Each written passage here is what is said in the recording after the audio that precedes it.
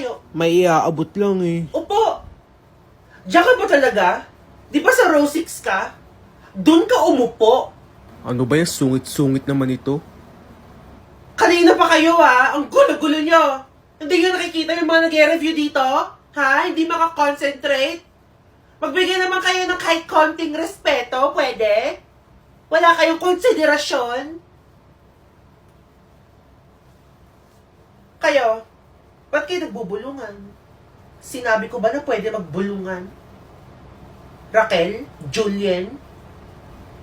Gusto niyo magsulat ako ng noisy sa whiteboard? Para makita ni Ma'am?